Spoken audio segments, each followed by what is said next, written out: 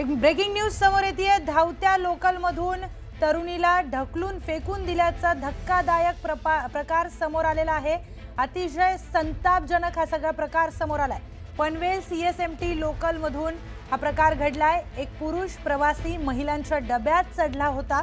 यावेळी 18 वर्षाच्या मुलीने त्याला महिला डब्यातून उतरण्याची विनंती केली, पण या प्रवाशाने मुलीला थेट लोकल मधून खाली ढकलून दिले। अतिशय धक्कादायक घटना समोर आली आहे। या घटनेमध्ये महिला प्रवासी गंभीर जखमी झाली आहे। यानंतर तातडीने पोलिसांनी आरोपी शेख नवाजला अटक केली। त्याच्यावर हत्येचा गुन्हा नोंदवण्यात आलाय। आताची मोठी बातमी आपण बघतोय। 18 वर्षाच्या मुलीला महिलांच्या डब्यातून ढकलून देण्यात आलाय।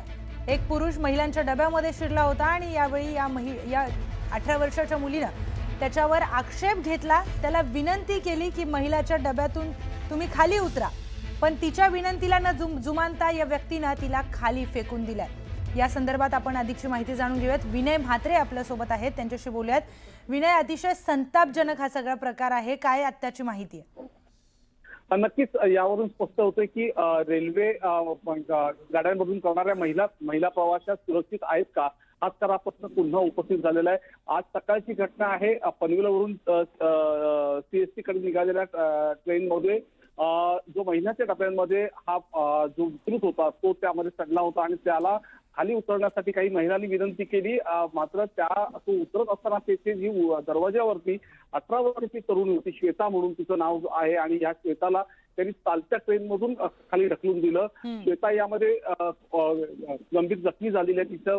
तिच्यावरती एमजीएम जो कळंबोलीमधल्या रुग्णालयात तिच्या उपचार सुरू आहेत। तिच्या डोक्याला आणि कमरेला मार लागलेला आहे। दुसऱ्या बाजूला जेव्हा हा विकृत जो आहे शेख अख्तर याला खांदेश्वर रेल्वे स्थानकामध्ये सीआरपीएफने त्याला अटक केलेली आहे। त्या सीआरपीएफने ही घटना घडल्यानंतर काही महिलांनी पोलिसांना फोन केलं, त्याचबरोबर ट्रेनमधून हेल्पलाईनवरती फोन केला गेला।